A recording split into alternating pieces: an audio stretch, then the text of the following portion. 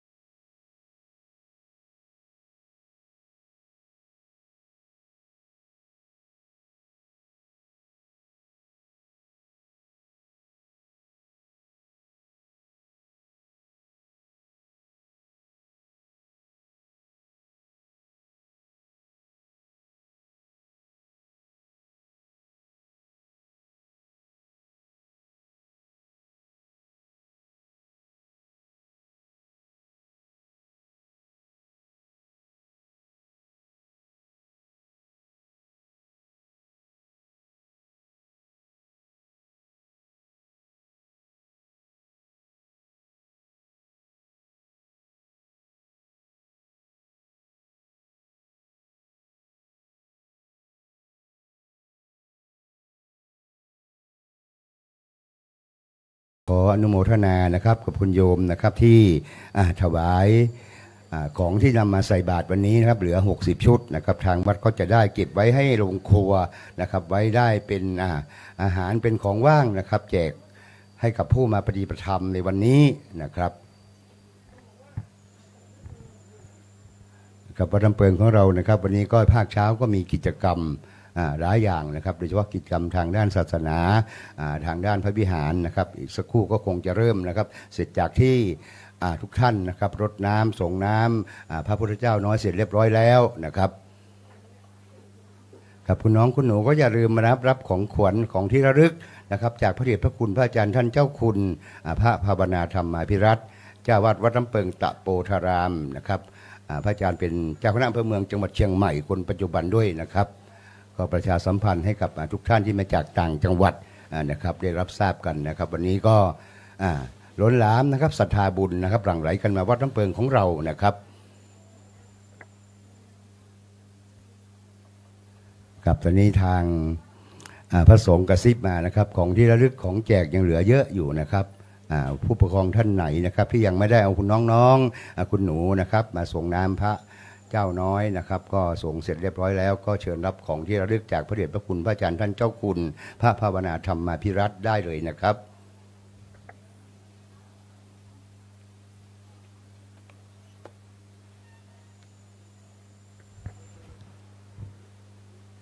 ครับก็ขอประชาสัมพันธ์บอกกล่าวนะครับสำหรับท่านที่มีจิตศรัทธานะครับต้องการจะทำบุญนะครับบริจาคกระเบื้องมุงหลังคานะครับหอพระไตรปิฎกของเรานะครับตอนนี้ทางวัดของเรานะครับได้ทำการบูรณะหอพระไตรปิฎกนะครับตอนนี้ก็ท่านที่ต้องการจะเป็นเจ้าภาพนะครับกระเบื้องมุงหลังคานะครับแผ่นละ20 บาทนะครับสามารถเขียนชื่อใส่กระเบื้องแล้วก็ร่วมบริจาคได้นะครับที่ตู้บริจาคของวัดลำเปิงเราที่ตั้งไว้นะครับครับตอนนี้ก็ยังเหลืออีกเยอะอยู่นะครับน่าจะประมาณ50ท่านได้นะครับที่กำลังต่อแถวนะครับเข้าส่งน้ำพระเจ้าน้อยนะครับคุณหนูก็อย่าลืมนะครับอย่าลืมรับของที่ระลึกนะครับจากพระเดชพระคุณพระอาจารย์ท่านเจ้าคุณพระภาวนาธรรมาภิรัตน์เจ้าวาดวัดของเราด้วยนะครับครับตอนนี้ก็ยังน้องๆก็ยังเหลืออยู่ประมาณครับเกือบ20เหมือนกันนะครับก็ทั้งผู้ปกครองด้วยนะครับก็ประมาณ50นะครับตอนนี้ทางพระสงฆ์นะครับที่แจกของที่ระลึกอย่างกระซิบมาบอกว่าตอนนี้ของที่ระลึกสำหรับแจกคุณน้องคุณหนูนะครับยังเหลืออยู่เยอะแยะเลยนะครับ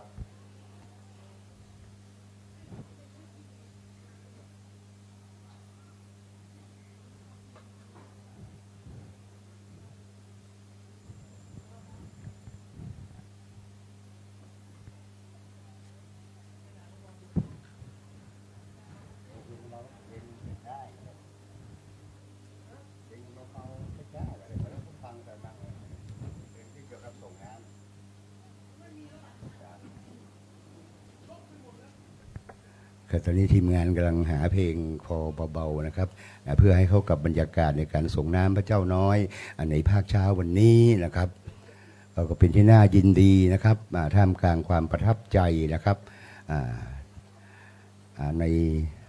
บุญนะครับที่ท่านร่วมกันประกอบขึ้นมาในเช้าวันนี้นะครับในพิธีส่งน้ำพระพุทธเจ้าน้อยในวโรกาสในโอกาสนะครับวันวิสาขบูชานะครับขอสุมาอภัยนะครับเนาะตั้งในพิธานเจ้าตอนนี้เลยเวลาแล้วนะครับเนาะจะได้เข้าสู่พิธีกรรมพิธีการนะครับขออนุญาตนะครับเนาะตั้งนอกของดใจเสียงสกรรมนะครับเดินตำแหน่งก็จะได้ดำเนินกิจกรรมกิจการกันไปนะครับเบื้องต้นไวสาการพัฒนาองค์เทศองค์แสดงธรรมขึ้นสู่ธรรมาสแก้วนะครับวันนี้ท่านอาจารย์พระสมุอำนวยศิลป์ศิลสังวโรวันเมินจะได้ขึ้นมาเตื้อนะครับนะวันนี้มาในนามแทนของเจ้าอาวาสนะครับ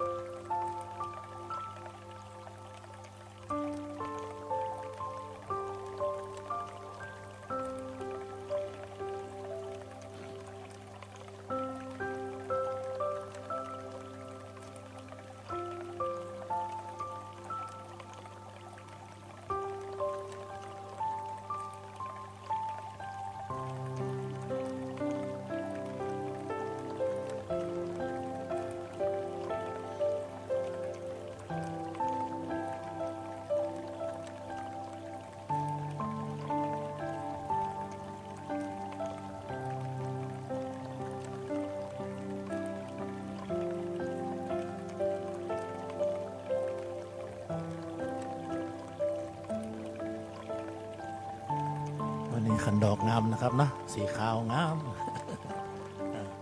ที่งามไม่ใช่นะผมเอาไปทาสีมาเอง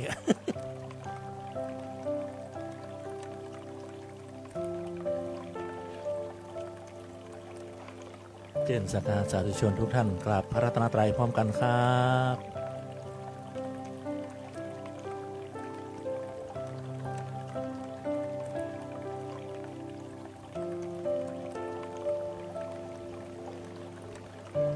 อิมินาสการเรนะพุทธังอภิปูชยามะอิมินาสการเรนะธัมมังอภิปูชยามะอิมินาสการเรนะสังฆังอภิปูชยามะอะระหังสัมมาสัมพุทโธภะคะวาพุทธังภะคะวันตังอภิวาเทมิสวากขาโตภะคะวะตาธัมโมธัมมังนามัสสามิสุปฏิปันโนภะคะวะโตสาวกสังโฆ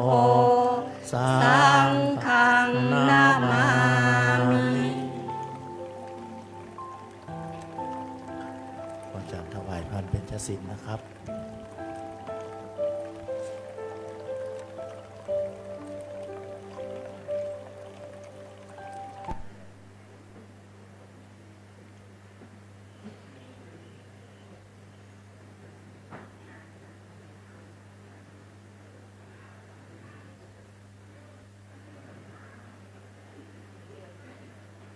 ปรับทิศทางพัดลมน้อยนะครับนะยกสูงนะ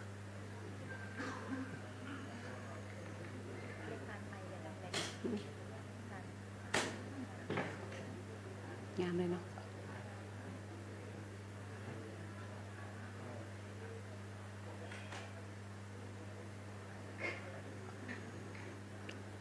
เบอร์ 1นะครับนะถ้าเบอร์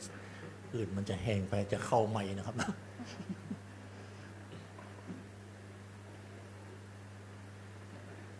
มะยังพันเต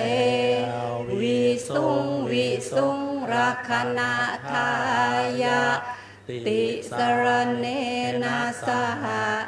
อัฏฐศีลานิยาจามะทุติยัมปิมายังพันเตวิสุงวิสุงรักขณาทายะติสรเนนะสห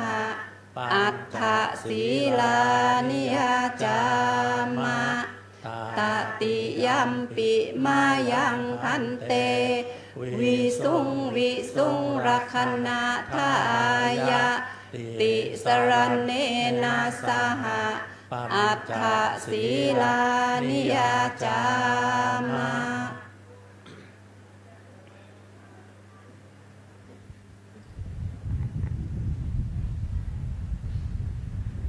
เข้าไปอารมณ์เข้าไปเบอร์ 1ถอยห่างแล้วกันจับถอยห่างขอบคุณครับ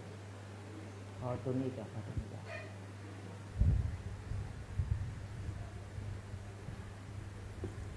นะโมตัสสะภะคะวะโตอะระหะโตสัมมาสัมพุทธัสสะนะโมตัสสะภะคะวะโตอะระหะโตสัมมาสัมพุทธัสสะนะโมตัสสะภะคะวะโตอะระหะโตสัมมาสัมพุทธัสสะนะโมตัสสะภะคะวะโตอะระหะโตสัมมาสัมพุทธัสสะนะโมตัสสะภะคะวะโตอะระหะโตสัมมาสัมพุทธัสสะนะโมตัสสะภะคะวะโตอะระหะโตสัมมาสัมพุทธัสสะ พุทธังสารนังคัจฉามิ พุทธังสรณังคัจฉามิ ธัมมังสารนังคัจฉามิ ธัมมังสรณังคัจฉามิ สังฆังสารนังคัจฉามิ สังฆังสรณังคัจฉามิ ทุติยัมปิพุทธังสารนังคัจฉามิ ทุติยัมปิพุทธังสรณังคัจฉามิ ทุติยัมปิธัมมังสารนังคัจฉามิ ทุติยัมปิธัมมังสรณังคัจฉามิ ทุติยัมปิสังฆังสารนังคัจฉามิ ทุติยัมปิสังฆังสรณังคัจฉามิ ตติยัมปิพุทธังสารนังคัจฉามิ ตติยัมปิพุทธังสรณังคัจฉามิ ตติยัมปิธัมมังสารนังคัจฉามิ ตติยัมปิธัมมังสรณังคัจฉามิ ตติยัมปิสังฆังสารนังคัจฉามิ ตติยัมปิสังฆังสรณังคัจฉามิ ติสรณะขมนังนิธิตัง อามะพันเต ปานาติปาตา เวระมณีสิกขาปะทังสมมาธิยามิ ปานาติปาตา เวระมณีสิกขาปะทังสัมมาทิยามิ อทินนาทานา เวระมณีสิกขาปะทังสมมาธิยามิ อา อาทินนาทานา เวระมณีสิกขาปะทังสัมมาทิยามิ อพรหมจริยาเวรมณีสิกขาปะทังสมมาธิยามิ อะพรหมจริยา เวระมณีสิกขาปะทังสัมมาทิยามิ ผู้ที่รับศีลห้าว่าตามข้อที่สามกาเมสุมิชฌาจารา เวระมณีสิกขาปะทังสมมาธิยามิ กาเมสุมิชาจารา เวระมณีสิกขาปะทังสมาธิยามิ รับพร้อมกัน มุสาวาทาเวรมณีสิกขาปะทังสมมาธิยามิ มุสาวาทา เวระมณีสิกขาปะทังสัมมาทิยามิ สุราเมรยะมัชฌปมาทัฏฐานา เวระมณีสิกขาปะทังสมมาธิยามิ สุราเมรยะมัชฌปมาทัฏฐานา เวระมณีสิกขาปะทังสัมมาทิยามิ ต่อไปรับเฉพาะศีลแปดวิกาละโภชนา เวระมณีสิกขาปะทังสมมาธิยามิ วิการะโภชนา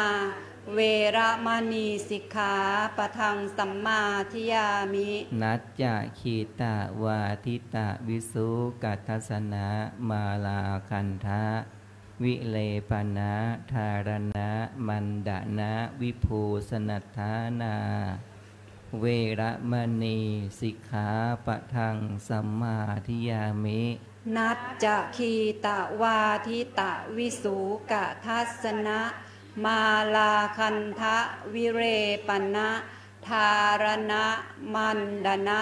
วิภูสนัฏฐานา เวระมณีสิกขาปะทังสัมมาทิยามิ อุจจาสยนะมหาสยนาเวระมณีสิกขาปะทังสัมมาทิยามิ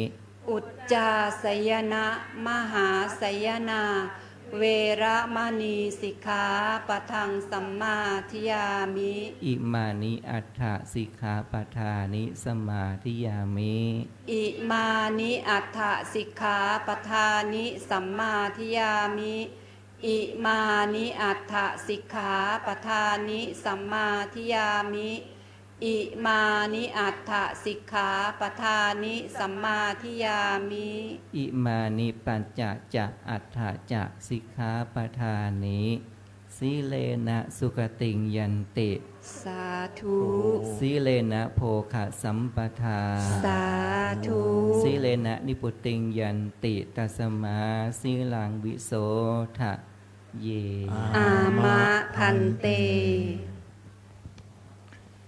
พ พลัมมาจะโลกาธิปติสหัมปติกัดอัญชลีอันทิวรังอายาจทาสันติทะสัตตาปรชักขะชาติกาเทเสตุธรรมังอนุกัมปิมังปะชังอาราธนังกะโลมานะโมตัสสะภะคะวะโตอะระหะโตสัมมาสัมพุทธัสสะนะโมตัสสะภะคะวะโตอะระหะโตสัมมาสัมพุทธัสสะนะโมตัสสะภะคะวะโตอะระหะโตสัมมาสัมพุทธัสสะอัคโคหัมัสสมิโรกัสสะเชตโธอัสสมิหัมัสสมิโรกัสสะเศษโธหัมัสสมิโรกัสสะอายะมันติมาชาตินัตถิธานิปุนัพพะโวติขอความนอบน้อมจงมีแด่องค์สมเด็จพระสัมมาสัมพุทธเจ้าพระองค์นั้นซึ่งเป็นผู้ไกลจากกิเลสตรัสรู้ชอบได้โดยพระองค์เองพร้อมทั้งพระสัทธรรมและพระอริยสงฆ์สาวกเจ้าทั้งหลายขอความนอบน้อมจงมีแด่ท่านอาจารย์พระภาวนาธรรมาภิรัตน์เจ้าคณะอำเภอเมืองเชียงใหม่จังหวัดเชียงใหม่เจ้าวาดวัดลำเปิงตะโปธารามสำนักปฏิบัติธรรมประจำจังหวัดเชียงใหม่แห่งที่สองด้วยความเคารพยิ่งก็ขออนุโมทนากับพระภิกษุสามเณรแม่ชีโยคีพุทธบริษัททั้งหลายมีกลุ่มอุโบสถศีลเป็นต้นวันนี้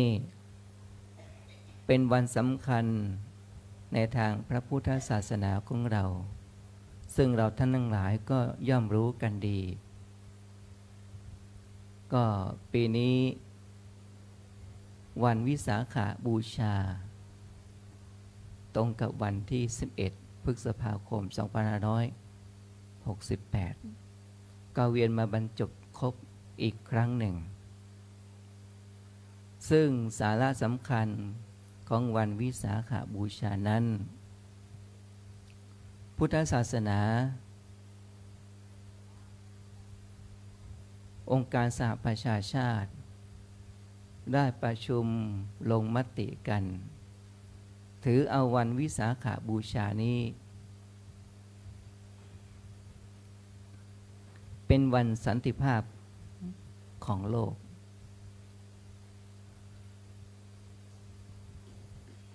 ซึ่งพระพุทธศาสนานั้นถือเอาวันสำคัญก็คือวันวิสาขบูชานี้ซึ่งเป็นวันคล้ายวันประสูติของเจ้าชายสิทธัตถะเป็นวันที่เจ้าชายสิทธัตถะออกบวชและตรัสรู้ธรรมในวันเดียวกันต่างปีต่างพศเท่านั้นเองแล้วก็เป็นวันที่พระพุทธเจ้าปรินิพพานในวันเดียวกันในเป็นเดือน6นี้ดังนั้นเราพุทธบริษัททั้งหลายก็ได้มาให้ทานรักษาศีลเจริญจิตตภาวนาทางวัดเราก็ได้มีการส่งน้ำสิทธัตถกุมารซึ่งประสูตินะเราท่านทั้งหลายคงจะส่งน้ำเจ้าชายสิทธัตถะกันแล้วเนาะส่งกันหรือยัง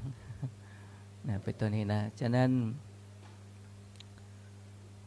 ดังที่ยกพระบาลีไว้ว่าความสำคัญของวันวิสาขบูชา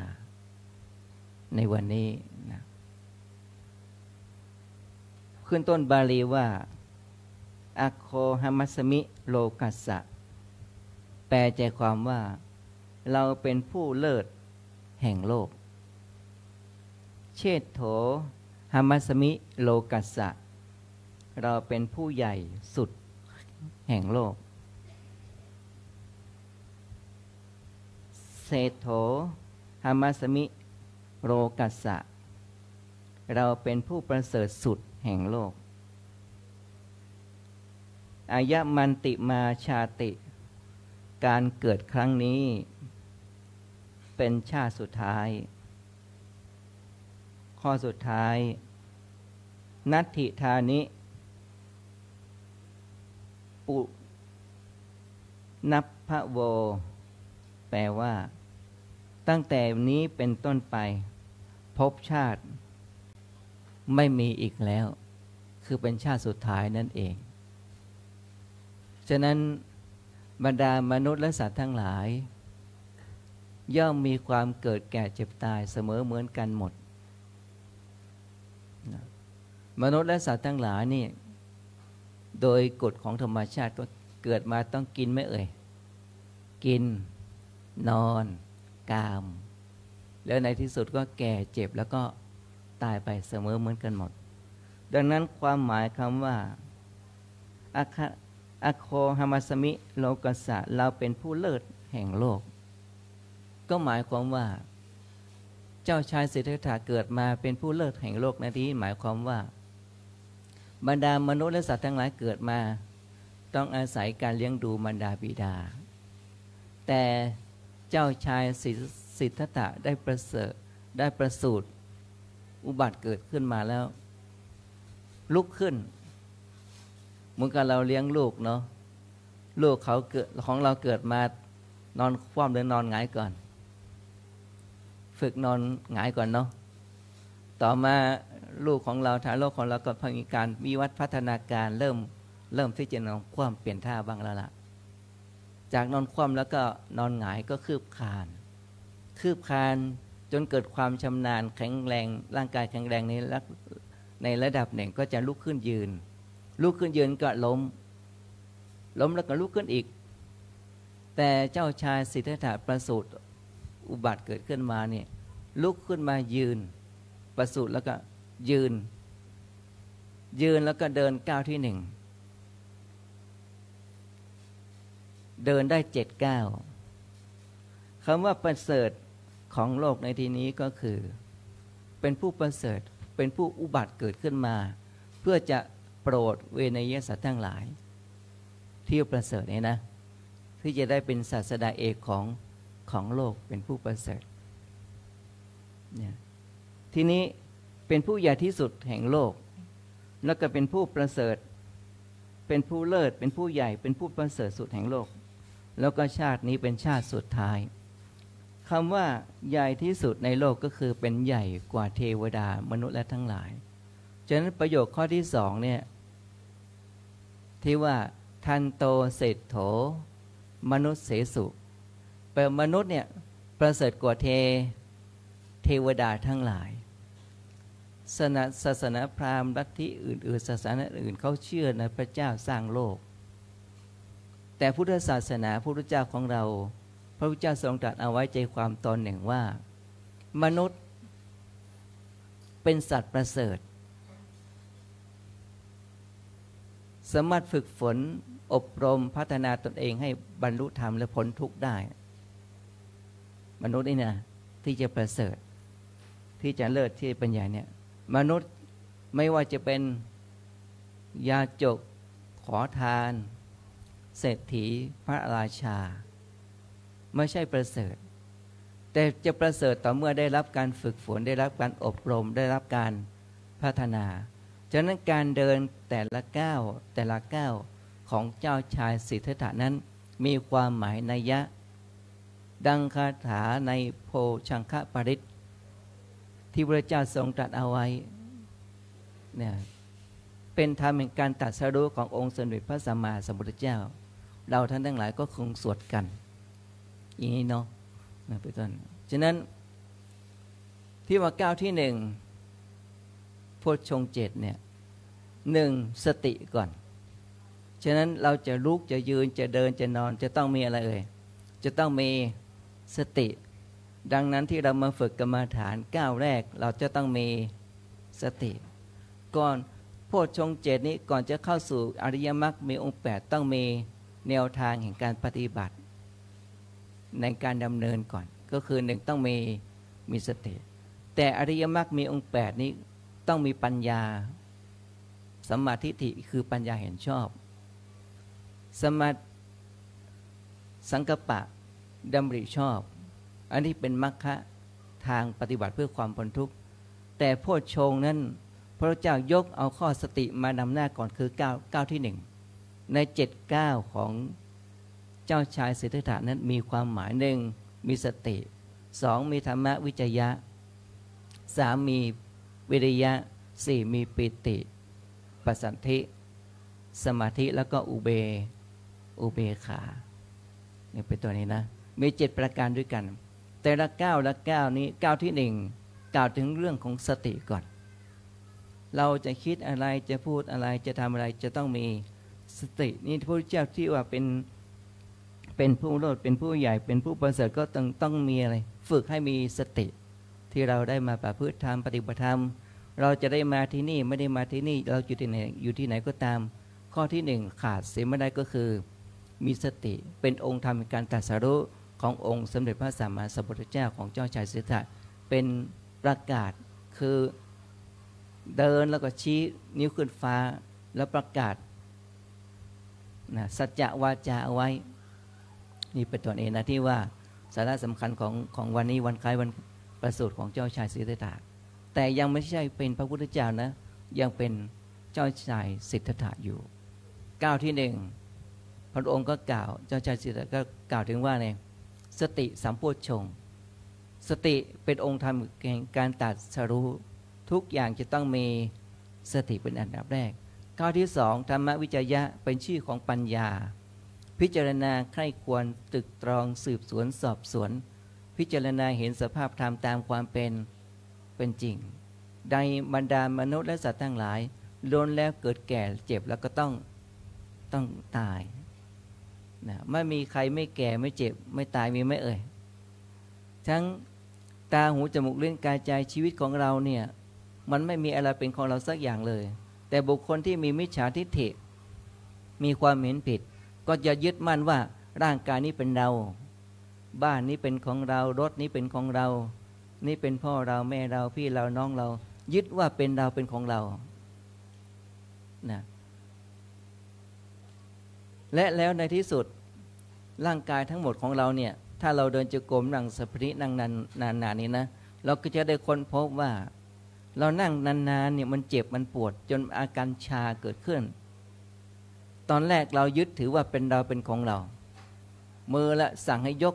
ไปไวก็ได้ช้าก็ได้สั่งให้เดินเร็วก็ได้เดินช้าก็ได้เมื่อถึงจุดหนึ่งของชีวิตจากมือที่แข็งแรงเป็นไงมันอ่อนแรงเนาะ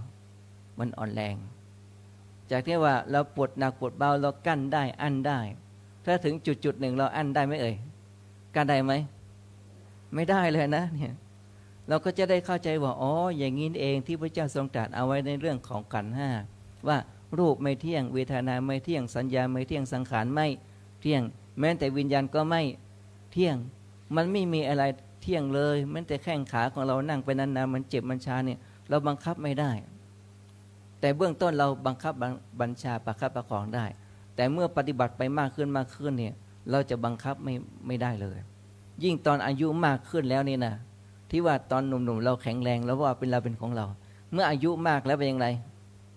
จะเป็นโน่นเป็นนั่นเป็นนี่เราบังคับไม่ได้แต่เราประคับประคองบำรุงดูแลรักษาธาตุขันธ์ได้แต่เราจะบังคับไม่ได้แต่เราประคับประคองได้ทำการเยียวยารักษาได้และแล้วในที่สุดเราก็บังคับไม่ได้เช่นเดียวกันแต่เราต้องน้อมรับยอมรับตามความเป็นจริงก็คือหมายความว่าให้มีสติกำหนดรู้ว่าคือรูปไม่เที่ยงเวทนาไม่เที่ยงสัญญาไม่เที่ยงสังขารไม่เที่ยงวิญญาณก็ไม่เที่ยงรูปเวทนาสัญญาสังขารวิญญาณล้วนไม่เที่ยงสิ่งไหนไม่เที่ยงสิ่งนั้นก็เป็นทุกข์สิ่งไหนเป็นทุกข์เราบังคับบัญชาไม่ได้เรียกว่าเป็นอนัตตานี่คือเป็นชื่อของปัญญาเห็นสภาพธรรมตามความเป็นจริง ในองค์ธรรมการตรัสรู้ของพระพุทธเจ้าเป็นอย่างนี้ที่ว่าเป็นผู้เลิศเป็นอย่างนี้เป็นผู้ใหญ่ที่สุดเป็นผู้ประเสริฐก็คือหมายความว่า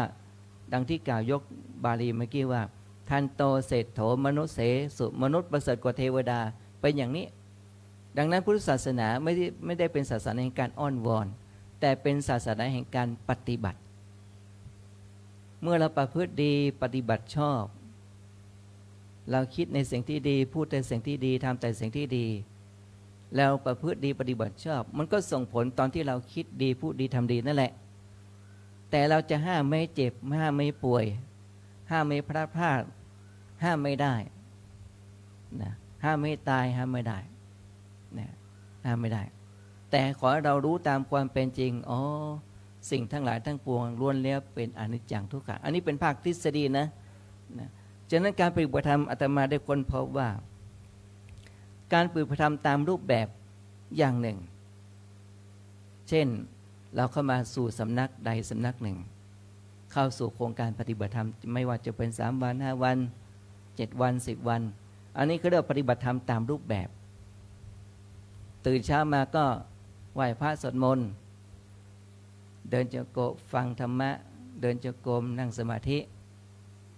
รับประทานอาหารเสร็จแล้วก็ล้างถ้วยล้างจานทำความสะอาดเข้าห้องพักแล้วก็เดินกราบสติปัฏฐานเดินจงกรมนั่งสมาธินะเราตั้งเวลาเดินสัก1 ชั่วโมงนั่ง1 ชั่วโมงได้4 ชั่วโมงติดต่อกันแล้วเราก็ไปพักเราก็ไม่กำหนดละปล่อยใจหลั่นล้าไปตามนั้นนะตอนเที่ยงเราก็พักผ่อนนอนหลับบ่ายโมงก็มาเริ่มปฏิบัติอีกทีหนึ่งจนถึงบ่าย 4 โมงบ่าย 4 โมงแล้วก็พักไม่กำหนดแล้วนะทำโน่นนั่นนี่ไปทำกิจอย่างถ้ารู้จักกันก็สนเสเฮฮาคุยกันไปว่าที่5 โมงครึ่งก็มาทำวัดพร้อมกันแล้วก็ฟังบรรยายบ้างแล้วก็กราบสติปัฏฐานเดินจงกรมนั่งสมาธิ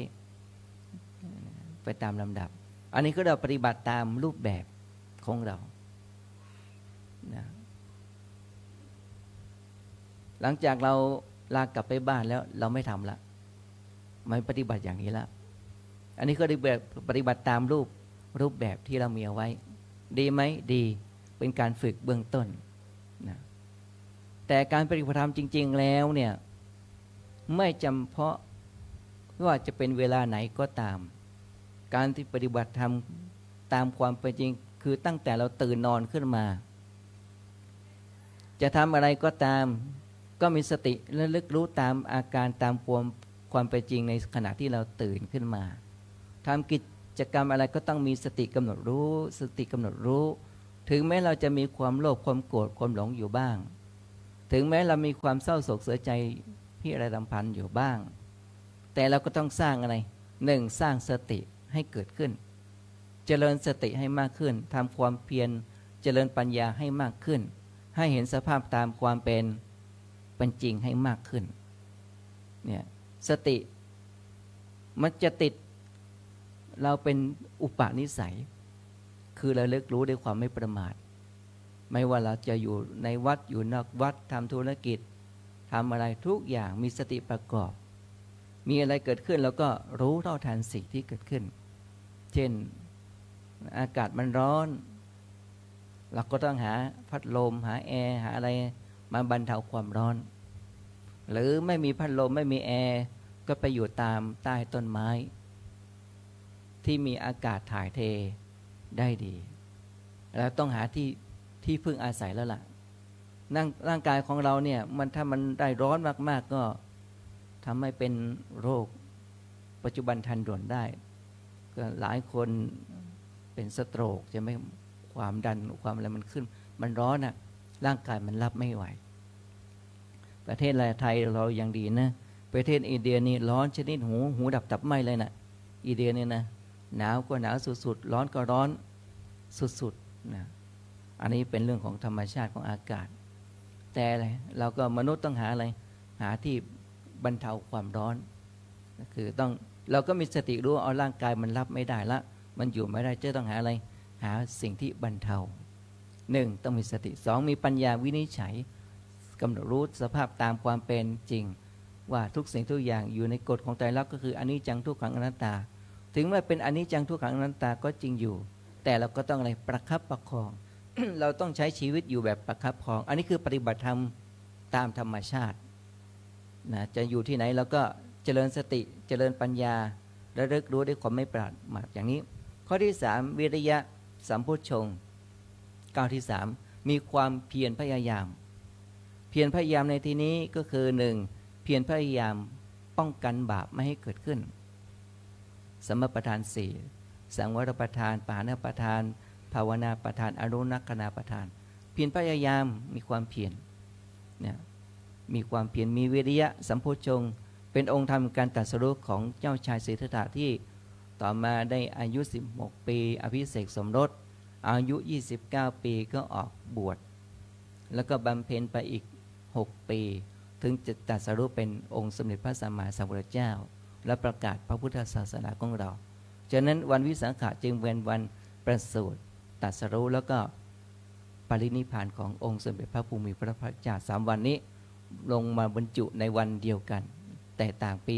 ต่างพศเท่านั้นเองฉะนั้นวิริยะก็คือความเพียรพยายามทำลายกิเลสป้องกันบาปไม่ให้เกิดขึ้นกับจิตใจของเราฉะนั้นตาได้เห็นหูได้ยินจมูกได้กลิ่นลิ้นได้ริมรสเราจะดำเนินชีวิตที่ไหนก็ตาม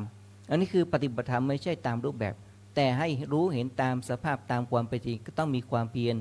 ลดละกิเลสตัณหาที่มีอยู่ในจิตใจของเราให้ได้มากที่สุดเท่าที่จะทำได้พระพุทธเจ้าทรงตรัสเอาไว้ว่าเกี่ยวกับวิริยะความเพียรว่าวิริเยนะทุกขมัจเจติบุคคลจะล่วงพ้นทุกข์ได้จะต้องอาศัยความเพียรเวลาเราเดินจงกรมนั่งสมาธิหรือเราทำภารกิจหน้าที่การงานเราก็ต้องอาศัยความเพียรพยายามเช่นเดียวกันเช่นเจ็บปวดเนี่ยแล้วมีสติมีปัญญากำหนดปวดหนอแล้วแหละปวดหนอปวดหนอดังนั้นดังที่กล่าวเมื่อกี้ใจความตอนหนึ่งว่าพุทธศาสนาไม่ได้เป็นศาสนาในการอ้อนวอนแต่เป็นศาสนาในการปฏิบัติการปฏิบัตินะโยมนะปฏิบัติถ้าเราปฏิบัติถูกต้องถูกทางก็จะเป็นไปเพื่อพัฒนาจิตวิญญาณของเราเป็นไปเพื่อความพ้นทุกข์แต่ถ้าเราปฏิบัติผิดทางหลงทางอันนั้นตะเลิดไปกันใหญ่เลยเนาะตะเลิดไปกันใหญ่นั่นก็เกิดมิจฉาทิฏฐิปฏิบัติแล้วหวังได้อย่างนั้นปฏิบัติมีแต่ความคาดหวังมีแต่ความหวังเห็นไหมแต่เราปฏิบัติที่เพื่อจะละอะไรละกิเลสตัณหานะมันที่ปฏิบัติแต่ปฏิบัติให้ได้มรรคผลนิพพานนะอิทางทานะกัมมังนิพพานะปัจจโยโหนตุโนนิจังการในฐานนี้ขอให้เป็นปัจจัยให้ได้อะไรได้มรรคผลนิพพานฉะนั้น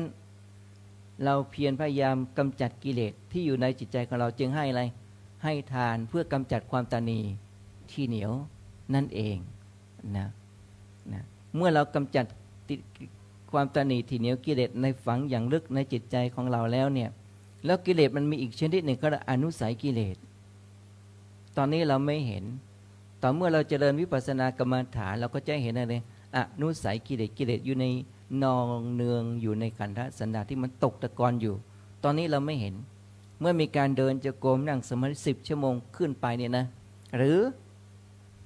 เราจะอยู่ที่บ้านอยู่ที่ไหนก็ตามเราก็จะรู้เท่าทันจิตลึกๆของเรา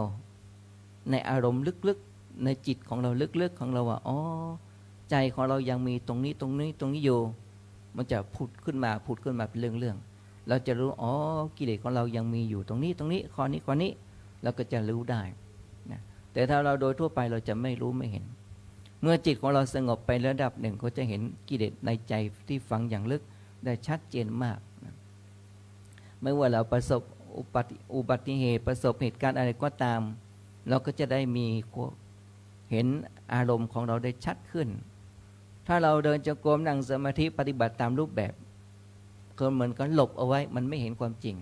เมื่อเราไปประกอบภารกิจหน้าที่การงานของเราเนี่ยไปเจอสิ่งที่เราไม่ชอบใจไม่พอใจขึ้นมาเนี่ยมันจะขึ้นมาทันทีเลยจะควบคุมไม่ได้แต่บุคคลที่ปฏิบัติถูกทางเนี่ยอ๋อเรายังมีข้อนี้ก็ระงับอะไรระงับวาจาตรงนั้นได้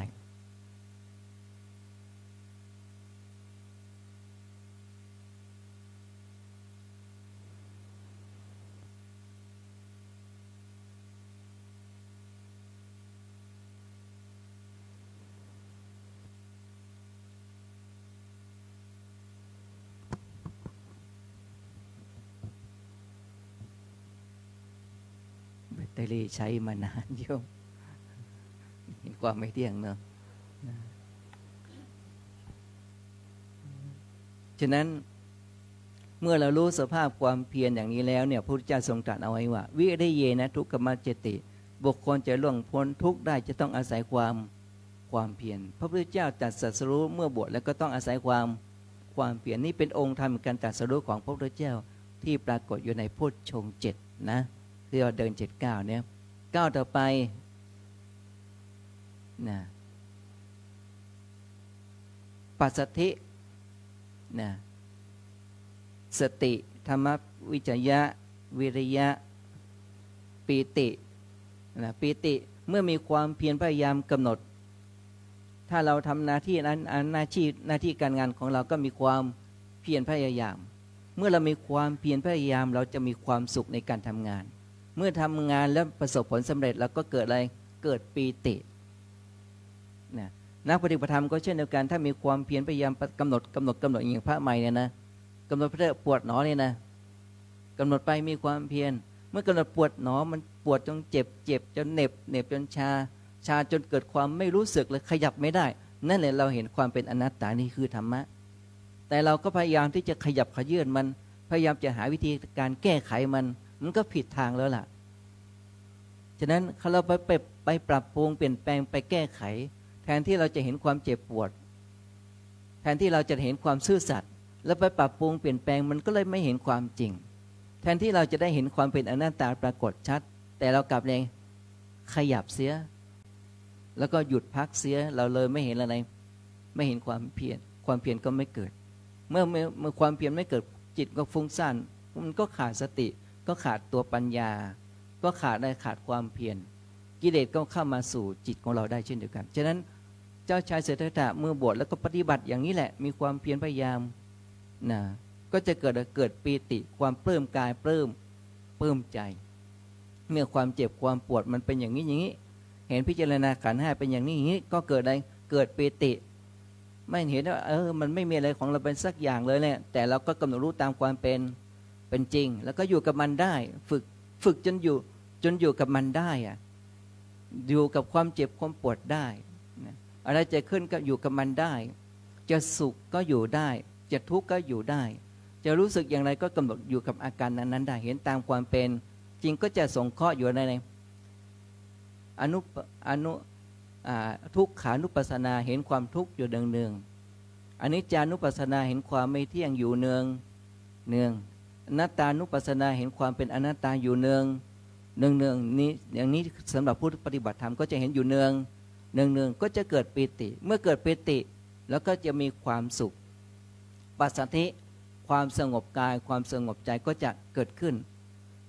เมื่อผ่านพ้นความเจ็บปวดกายของเราก็จะสงบใจของเราก็จะมีความสงบก็ปัสสัทธิ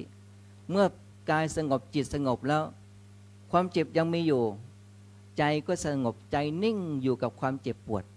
โดยไม่หวั่นไหวก็จิตเป็นสมาธิกายสงบจิตสงบ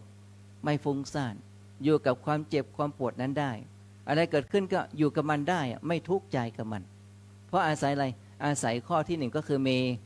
สติระลึกรู้อาศัยปัญญาวินิจฉัยเห็นตามความเป็นจริงอาศัยอะไรวิริยะความภาคเพียรกำหนดเป็นไปอย่างจดจ่อต่อเนื่องอย่างนี้นะทีนี้เราฝึกจิตของเราอยู่กับมันแล้วก็เกิดปีติปลื้มกายปลื้มใจเอ็มใจจิตใจมีความเบิกบานร่าเริงเบิกบานใจจิตใจมีความผ่องใสก็จะเกิดอะไรปัสสัทธิกายสงบจิตสงบเมื่อกายสงบจิตสงบเป็นปัจจัยให้เกิดอะไรเกิดความสุขจิตจึงเกิดเป็นสมาธิได้จึงรับรู้สิ่งต่างๆที่เกิดขึ้นไม่ว่าจะปฏิบัติตามรูปแบบหรือนอกรูปแบบจริงๆแล้วปฏิบัติธรรมดังที่กล่าวไว้ว่าปฏิบัตินี้เราปฏิบัติได้ตลอดชีวิตถ้าปฏิบัติตามรูปแบบเราก็มา3 วัน5 วัน7 วันเท่านั้นเองเลิก3 วัน7 วันแล้วก็หยุดพักไปเลยไม่เจริญสติไม่กำหนดต่อไปปล่อยให้ใจของเราไหลไปตามอะไรไหลไปตามกระแสที่รูปสวยเสียงเพราะกลิ่นหอมรสอร่อยเพลิดเพลินไปบันเทิงกับสิ่งกิเลสที่ยั่วยุไปอยู่กับมันอ่ะมันก็อยู่กับกิเลสสนุกเมามันกับกิเลสแล้วเบื่อกับกิเลสละอยากจะเข้าวัดอีกก็มาเข้าวัดปฏิบัติธรรมอีกเขาเรียกว่าหนีความจริงนั่นเองเขาหนีความจริงแท้ปฏิบัติอย่างแท้จริงก็คือ จะอยู่ในวัดก็ทำได้ อยู่นอกวัดก็ทำได้ อยู่ที่ไหนก็ทำได้เขาเรียกปฏิบัติธรรมตามความเป็นจริงตลอดชีวิตนะไม่ใช่ว่าเพียง3 วัน 5 วัน 7 วันนะทุกอย่างจะต้องมีสติมีปัญญาเป็นต้นเองนะเมื่อจิตเป็นสมาธิแล้วเราคุ้นเคยกับการปฏิบัติของเราอย่างนี้นะแล้วเราก็จะอุเบกขาก็คือวางใจเป็นกลางอย่างนี้เป็นต้นสุขก็ไม่ยินดีทุกข์ก็ไม่ยินร้ายอยู่กับมันได้อากาศร้อนก็อยู่ได้ถ้าหากว่าไม่มีพัดลมไม่มีแอร์ก็อยู่ได้ก็มันจำเป็นแล้วเนาะก็มันไม่มีก็ต้องจำเป็นก็ต้องอะไรอยู่กับมันอย่างมีสติ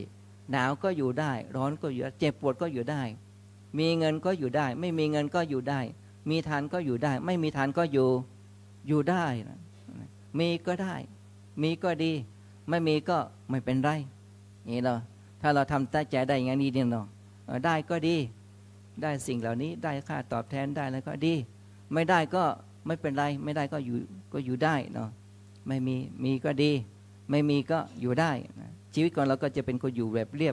บง่ายแล้วเราก็จะมีความสุขแต่องค์สมเด็จพระผู้มีพระภาคเจ้าชายสิทธัตถะเดินได้7 ก้าวหมายถึงโพชฌงค์ 7นั่นเองเป็นองค์ธรรมในการตรัสรู้ของพระพุทธเจ้านั่นเองอาศัยโพชฌงค์ 7ประการนี้เป็นหลักการเป็นวิธีการปฏิบัติต้องมีสตินำหน้าแล้วถึงจะกล่าวถึงอริยมรรคมีองค์8เมื่อปฏิบัติตามโพชฌงค์องค์ธรรมในการตรัสรู้แล้วถึงจะสำเร็จรูปเป็นมรรคคือข้อปฏิบัติมรรคคือทางเดินชีวิตที่ถูกต้องมากำกับอีกทีหนึ่งอันดับแรกจะต้องมีอะไรก่อนต้องมีสตินำหน้าก่อนฝึกให้มีสติเห็นอะไรก็เห็นอย่างมีสติได้ยินอย่างมีสติได้กลิ่นอย่างมีสติได้ริมรสก็มีสติโดยไม่ให้กิเลสตัณหามาครอบงำจิตใจของเราได้ไม่มีสตินะไม่ให้ปล่อยใจไหลไปตามกระแสของกิเลสนี่หมายถึงการมีสติอยู่กับปัจจุบันอยู่กับความเป็นจริงฉะนั้นนี่แหละจึงเป็นที่มาของคำว่าอัคโคหมัสมิโลกัสสะเราเป็นผู้เลิศแห่งโลกนะเชษโถหมัสมิโลกัสสะเราเป็นผู้ใหญ่สุดแห่งโลกเป็นอย่างนี้เศรษโถหมัสมิโลกัสสะเราเป็นผู้ประเสริฐสุดแห่งโลกนะอายะมันติมาชาติชาตินี้เป็นชาติสุดท้ายข้อสุดท้ายก็คือนาทิธานิปุณพพะโวก็คือแต่บัดนี้ไม่มีภพชาติใหม่อีกต่อไปนี่คือความหมายที่วันสำคัญขององค์สมเด็จพระผู้มีพระภาคเจ้าเป็นวันนี้เป็นวันประสูติตรัสรู้แล้วก็ปรินิพพานขององค์สมเด็จพระสัมมาสัมพุทธเจ้าดังนั้นการแสดงพระธรรมเทศนามาเกี่ยวกับสาระสำคัญอย่างอื่นเราก็รู้กันทั่วรู้แล้วแต่ว่าหัวใจสำคัญที่ว่าเดินแต่ละก้าวมีความหมายว่าอย่างไรมี7 ก้าวนี้เนาะแล้วเราจะได้รู้แต่ถ้าคนเราทั้งหลายก็ดังที่กล่าวเบื้องต้นก็คือเกิดมาก็นอนหงายก่อนใช่ไหมแล้วก็นอนคว่ำแล้วก็ฝึกคืบคลานฝึกคือการฝึกขึ้นลุกก็ล้มก็ลุกคนเราชีวิตของเราอาจจะมีสุขบ้างทุกข์บ้างล้มลุกคุกคลานไปแต่ขอเรามีเจริญโพชฌงค์ปฏิบัติตามองค์สมเด็จพระสัมมาสัมพุทธเจ้าก็คือต้องมีสติมีปัญญามีความเพียรเป็นต้นอย่างนี้นะแล้วเราก็เชื่อว่าได้ประพฤติปฏิบัติธรรมตามฉะนั้นการบูชาด้วยดอกไม้ธูปเทียนของหอมเป็นสิ่งที่ดีการถวายกุฏิวิหารเป็นสิ่งที่ดีนะถวายภัตตาหารเช้าเพลเย็นน้ำปานะเป็นสิ่งที่ดีแต่พระเจ้าทรงสรรเสริญยกย่องให้เราปฏิบัติบูชาถ้าเราได้ประพฤติปฏิบัติบูชานั่นแหละพระเจ้าถึงว่าเราถึงจะได้พ้นทุกข์ด้วยตัวของเราเองส่วนทรัพย์สินเงินทองญาติพี่น้องของเรานั้นเป็นองค์ประกอบที่จะมีไว้เพื่อเกื้อกูลกันตอนที่เราโลกนี้เท่านั้นเองแต่ไม่สามารถติดตัวในไปภายภาคหน้าได้แต่ถ้าเราฝึกเจริญสติสัมโพชฌงค์ดังที่กล่าวเอาไว้ที่ว่าเดิน7 ก้าวนั้นมันก็จะเป็นผลกำไรชีวิตของเราเกิดมาในชาตินี้ที่ได้เกิดมาเป็นมนุษย์ได้พบพระพุทธศาสนาได้มีโอกาสให้ทานรักษาศีลเจริญภาวนาของเราท่านทั้งหลายท ทั้งภายในก็คือพัฒนาตัวเราเองพัฒนาครอบครัวพัฒนาสังคมพัฒนาประเทศชาติแล้วก็ยังประโยชน์ในการประพฤติปฏิบัติธรรมเป็นประโยชน์ต่อตนเองทั้งโลกนี้และโลกหน้าด้วยการประพฤติธรรมปฏิบัติธรรมฉะนั้นพระพุทธมีพระภาคจงให้ความสำคัญของการปฏิบัติบูชาเขาเรียกว่าปฏิบัติบูชาสำคัญยิ่งแต่อามิสบูชาก็เป็นสิ่งที่ดีไม่ใช่ไม่ดีนะเป็นสิ่งที่ดีเพราะว่าเราต้องอาศัยพระพุทธเจ้าเป็นที่ทำบุญเช่นวันนี้ก็อาศัยวันอะไรวันประสูติวันวิสาขบูชาใช่ไหมเป็นที่การทำบุญของพวกเราทั้งหลายแล้วก็อาศัยเจ้าวาดอาศัยพระภิกษุสามเณรเป็นที่ทำบุญแต่ถ้าเราปฏิบัติเอาร่างกายของเราเอาชีวิตของเราเป็นที่ทำบุญถึงจะประเสริฐกว่านะแล้วก็จะเป็นอุปนิสัยทำให้สังคมมีความสงบสุขสามัคคีก็จะเกิดขึ้นอาศัยวันวิสาขบูชานี้ก็ขออนุโมทนาอำนวยอวยพรให้พระภิกษุสงฆ์สามเณรแม่ชีโยกีเหล่าผู้ปฏิบัติธรรมที่อยู่ที่นี่อยู่ที่ทั้งบ้านที่ได้ติดตามชมรายการถ่ายทอดสดของทางวัดลำเปิงในวันนี้ก็ขออำนวยอวยพรให้เราทั้งหลายจงเว้นจากการทำบาปทั้งปวงทำแต่คุณงามความดีแล้วก็ทำใจให้บริสุทธิ์แล้วค่ำคืนนี้เราจะมีกิจกรรมทุกวัดไม่ว่าจะเป็นประเทศไทยหรือต่างประเทศก็อาศัยวันวิสาขบูชานี่แหละเป็นที่ตั้งการทำคุณงามความดีบำเพ็ญทานศีลสมาธิภาวนาเป็นประโยชน์ต่อตนเองและบุคคลอื่นเป็นประโยชน์สูงสุดก็คือเพื่อบรรลุมรรคผลนิพพานจงบังเกิดมีแก่เราท่านทั้งหลายการรับประทานพระเทศนามาเกี่ยวกับวันวิสาขบูชาโดยย่อก็เห็นว่าพอสมควรเกเวลาเอวังก็มีด้วยประกาละชนี้อันธรรมยังสาธุกลังกะโลมะเสสาธุสาธุสาธุครับวันนี้เจ้าภาพถวายกันเทศนะครับเนาะเชิญครอบครัวของคุณนิวัฒน์คุณศรีซึ่งน้องทั้งสองเป็นเจ้าภาพนำปณะยามค่ำคืนทุกวันโกนวันพระมาตลอดนะยาวนานหมื่นแล้วนะครับเนาะเชิญนะครับเนี่ยวันนี้ได้เชิญมาถวายกันเทศซองกันนะครับเนาะอยู่ในส่วนของซองปัจจัยและทายทานนะครับ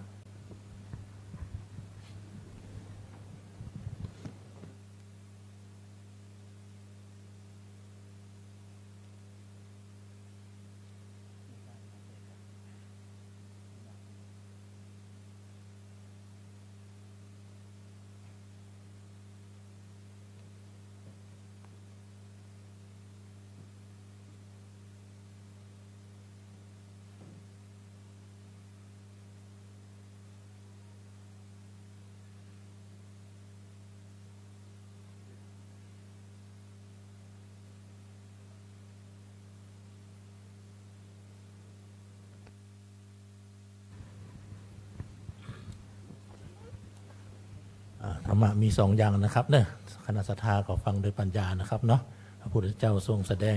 ทางความจริงที่เป็นสมมุติสัจจะและความจริงที่เป็นปรมัตถสัจจะในเนื้อธรรมนั้นมีถึงสองอย่างนะครับเนี่ยไม่ใช่ว่าเอาแค่ปรมัตถอย่างเดียวมาเอาพ่อเอาแม่มาใจลูกมาใจเมียรูปนามขันธ์ห้าอันนี้ก็ว่าใจตีนะครับเนาะมันก็ตัวไผ่ตัวมันไปจานเพราะฉะนั้นครอบครัวเขามีลูกมีความเป็นสงฆ์เป็นครูบาอาจารย์นะครับเนาะอาจจะต้องมีสมมุติสัจจะไปในตัวด้วยนะครับ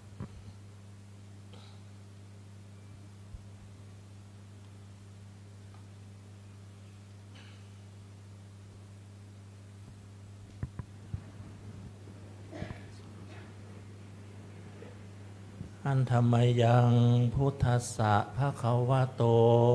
ปุพพภาคณมกาลังกะโลมะเส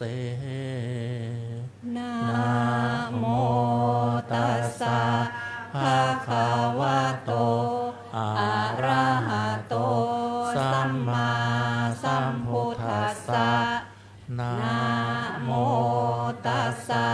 ภะคะวะโตอะระหะโตสัมมา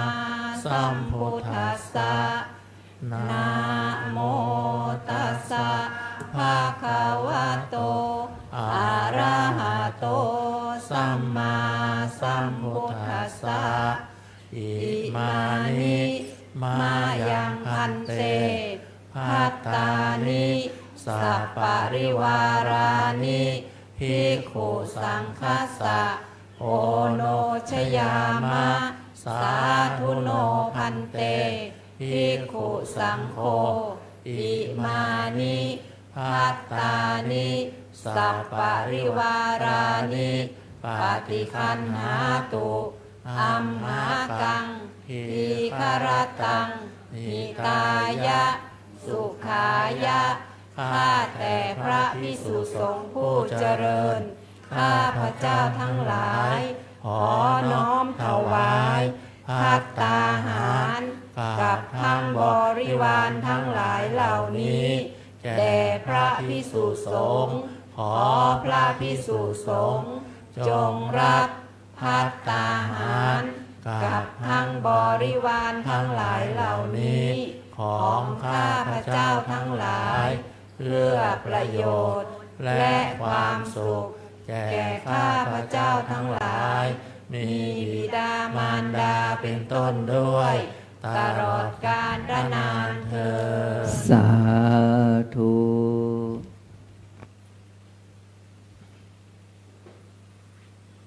วันนี้เป็นตัวแทนเจ้าวาดตอนแรกอาตมาว่าวันวิสาขะจะปลูกต้นสีมาโพธิ์พุทธเจ้าวาดนิมนต์มาขึ้นเทศแทนก็เลยปลูกตะหวาไป14 ต้นซึ่งเอาสายพันธุ์มาจากเมล็ดต้นพระศรีมาโพธิพุทธคยาซึ่งปัจจุบันนี้เป็นต้นที่4ของการอุบัติสถานที่ตรัสรู้ของพระพุทธเจ้าตอนนี้เป็นต้นที่4โยมเปิ่นเรียนพฤกษศาสตร์ของมหาลัยมหิดลเปิ่นไปอินเดียแล้วก็ไปอธิษฐานต้นสีมาโพธิ์เม็ดมันมาเพราะตีสงขลาตีด่านสะเดาเขาจบพฤกษศาสตร์ที่มหิดลแล้วก็ไปเปิดลงเพาะชำต้นไม้ส่งขายต่างประเทศที่สงขลาแล้วก็แกกระเพาะมาก็เอามาถวาย200 ต้นตอนนี้ก็เหลือประมาณสัก100 กว่าต้น100สิประมาณสักบ่ถึง100แล้วล่ะก็ถ้าใครอยากเอาไปปลูกที่บ้านก็ได้นะก็คือปลูกในที่นี้มันมีแนวทางออกก็คือทางเลือกก็คือปลูกใส่กระถางไว้บ่ให้หักลงดินนะถ้าหักลงดินมันจะใหญ่เขาก็ปลูกใส่ในกระถางเอาไว้ทีนี้เขาอันนี้ต้นโพต้นสีมาโพเมื่อปี2500ไปกับหลวงตาครั้งแรกไปอินเดียไปช่วงมีนาใบมันรวนหมดแล้วใบมันกำลังผลิออกมาก็เลยไปเก็บใบน้อยๆเอามาก็สตาร์ฟเอาไว้ใบน้อยๆนะสตาร์ฟตอนนี้ได้ถึง200 ต้นแต่ว่าเอาไปปลูก14 ต้นสูงประมาณสักขนาดนี้ตอนนี้นะจิตนาก่อไผ่ถ้าใครอยากจะได้ต้นสีมาโพก็ไปเอาใดเนอะไปปลูกในกระถางเอานะแต่ว่าปลูกตีวลัยธรรมสถาน14 ต้น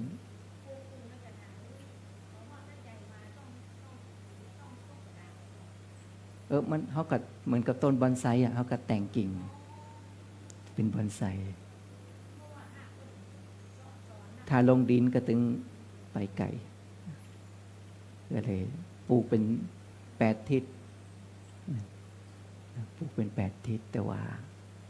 เรือมทิศนึงมันค่ำกว่าจะมาถึงนี่ก็3 ทุ่มปลูกต้นโพเสร็จก็ไหว้พระสอบอารมณ์แสดงธรรมให้กับทุเจ้าญี่ปุ่นมาถึงนี่ก็3 ทุ่มปลายเกือบ4 ทุ่มมันเป็นต้นก็วันนี้ก็มาเทศแทนเจ้าคุณอาจารย์เนาะดังนั้นวันนี้เราได้บุญกันเนาะสร้างบุญสร้างกุศลเอาไว้กับตัวเราต่อไปเราจะได้ตั้งใจกรวดน้ำอุทิศบุญกุศลไปถึงพ่อแม่ปู่ย่าตายายบรรพชนบรรพบุรุษของเราที่ได้มามีส่วนร่วมในอนุโมทนาบุญกุศลของเราแต่เราเป็นผู้ทำเราได้ก่อนนะตั้งใจ พุทธนามพระลักษณีนะยะถาวะริวหาปุราปาริปุเรนติสาคะรังเอวะเมวะอิโตทินังเปตนังอุปกปติอิชิตังปฏิตังตุมหังคิปะเมวะสมิจฉันตุสเพปุเรนตุสังกปาจันโทปนรโสยะถามณิโชติรโสยะถาติโยวิวาชันโตสัพพะโรโควินาสตุมาเตภวัตวันตรายโยสุขิทีขายุโกภวะอภิวาทนาสิเลสเนจังวุฒธาปจายโนจัตตารโอธรรมาวัฏทันติอายุวันโนสุขังภะลังอายัญจะโคทักขินาทินนาสังคัมหิสุปฏิทิตาทิคารัตตังหิตายาสัทธานาโสอุปกาปฏิโสยาติธรรมโมจะอายังนิทัสสิโตเปตานปู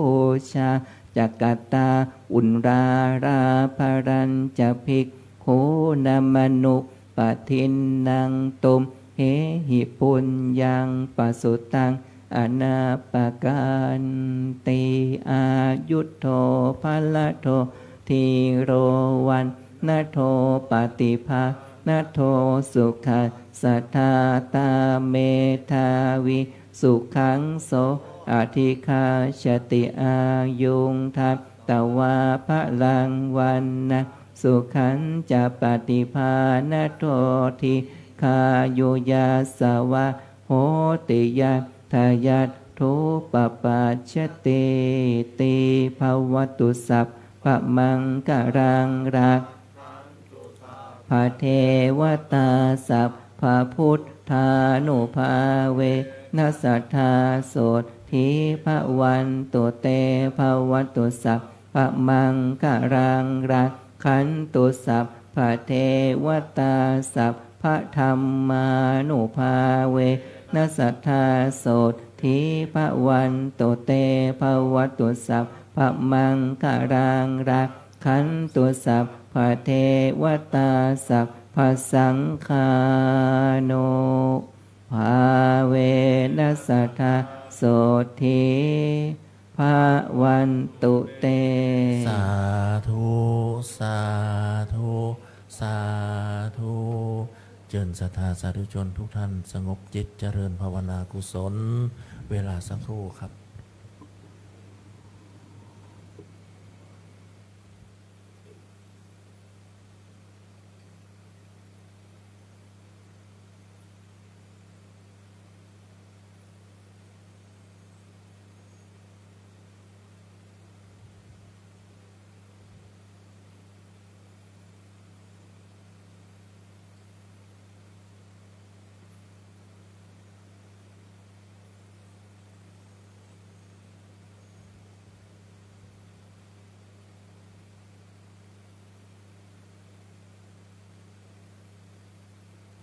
สมควรแก่เวลาแผ่เมตตาพร้อมกัน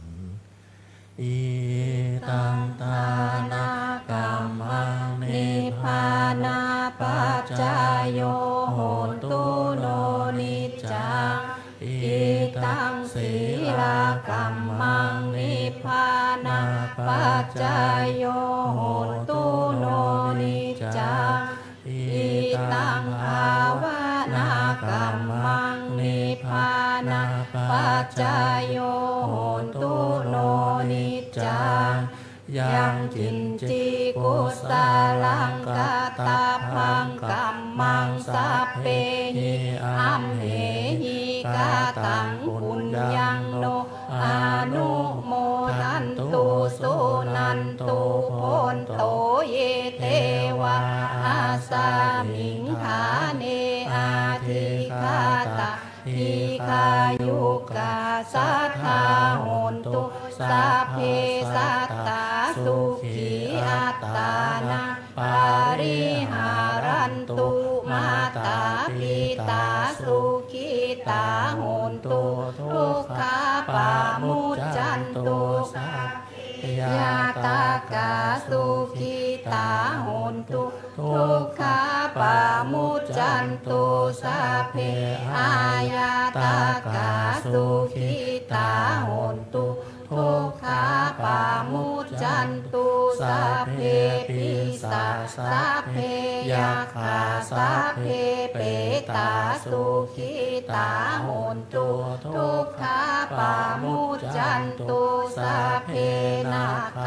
ตาสุขิตาโหนตุทุกขาปามุจจันตุสัพเพเทวาสุขิตาโหนตุทุกขาปามุจจันตุสัพเพอาจาริโยปัจจายาสุขิตาโหนตุทุกขาปามุจจันตุสัพพะสัมปติโยสามิชันตุโห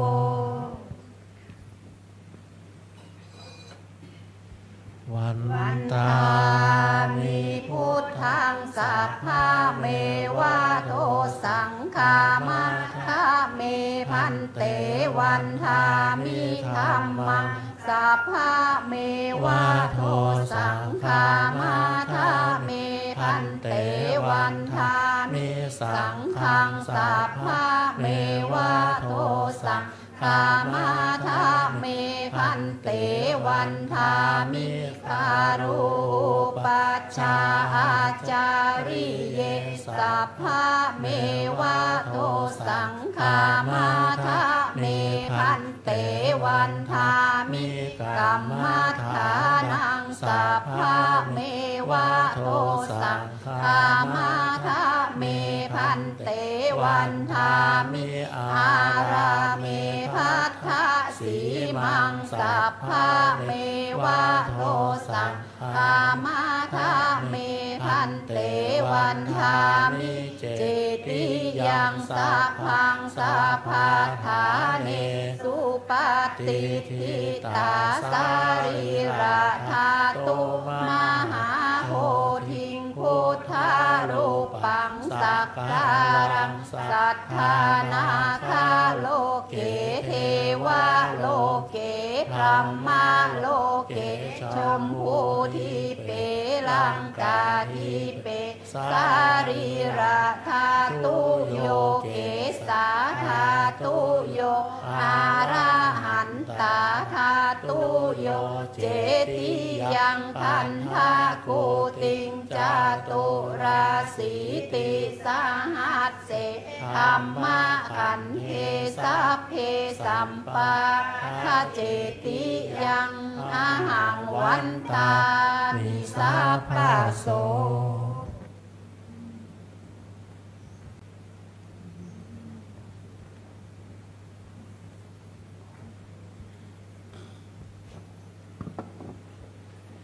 สาธุวันตานิพันเตสัพพังอาปาราทังคามาทาเมพันเตมายากาตังปุญญังสามินาอนุโมทิตาพังสามินากาตังปุญญังไมหังทาตาพังสาธุสาธุอนุโมทามิในนามตัวแทนคณะสงฆ์จัตตารโอธรรมาวัฏันติอายุวันโนสุขังภะลังสาธุสาธุสาธุ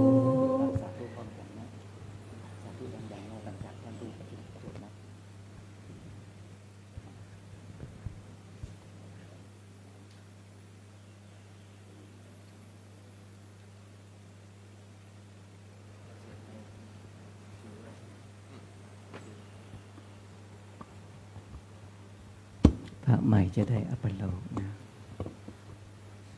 พระใหม่นะคำนี้ลองของนะ นะโมตัสสะภะคะวะโตอะระหะโตสัมมาสัมพุทธัสสะ แจกไปถึงรูปอื่นนะ นะโมตัสสะภะคะวะโตอะระหะโตสัมมาสัมพุทธัสสะนะโมตัสสะภะคะวะโตอะระหะโตสัมมาสัมพุทธัสสะยัคเคพันเตสังโฆชานาตุขอพระสงฆ์ทั้งปวงจงฟังคำข้าพเจ้าบัดนี้ทายกทายิกาผู้มีจิตศรัทธา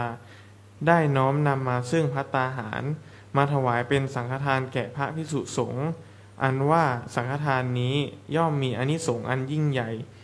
พระสมเด็จพระพุทธองค์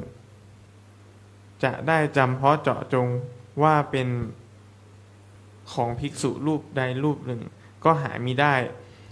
เพราะเป็นของได้แก่สงฆ์ทั่วทั้งสังฆมณฑลพระพุทธองค์ตรัสว่าให้แจกกันตามบรรดาที่มาถึงฉะนั้นบัดนี้ข้าพเจ้าจะสมมุติตนเป็นผู้แจกของสงฆ์พระสงฆ์ทั้งปวงจะเห็นสมควรหรือไม่เห็นสมควรถ้าเห็นสมควรถ้าเห็นว่าไม่เป็นการสมควรแล้วไซร้จงขอได้ทักท้วงขึ้นในท่ามกลางสงฆ์อย่าได้เกรงใจถ้าเห็นว่าเป็นการสมควรแล้วก็จงเป็นผู้นิ่งอยู่บัดนี้พระสงฆ์ทั้งปวงนิ่งอยู่ข้าพเจ้าจักรู้ได้ว่าเป็นการสมควรแล้วจะได้ทำการแจกของสงฆ์ต่อไปณกาลบัดนี้อะยังปะทามาภโคมหาเถรสะปาปุนาติส่วนที่หนึ่งย่อมถึงแก่พระเถระผู้ใหญ่ผู้อยู่เหนือข้าพเจ้าอาวเสสาภาคาอัมหากังปาปุนันติส่วนที่เหลือจากพระเถระผู้ใหญ่แล้วย่อมถึงแก่ข้าพเจ้าทั้งหลายตามบรรดาที่มาถึงพร้อมกันทุกๆรูปตลอดถึงสามเณรด้วยเทินสาธุ หันทาธานิมายังพันเตคัจฉามะพาหุกิจามายังพาหุการณิยายัสสะธานิกุมตุมเหกาลังมัญญาธาสาธุพันเตสาธุพันเตสาธุพันเตเชิญกราบพระสงฆ์พร้อมกันครับ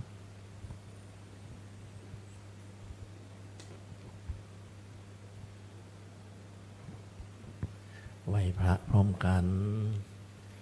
อะระหังสัมมาสัมพุทโธภะคะวาพุทธภะคะวันตะอะภิวาเทมิสวากขาโตภะคะวะตาธัมโมธัมมังนามัสสามิสุปฏิปันโนภะคะวะโตสาวกสังโฆสังฆังนามามิที่พระอุปโลกก็ตอกจากสามเณรแล้วตกเป็นของคณะสถาญาติโยม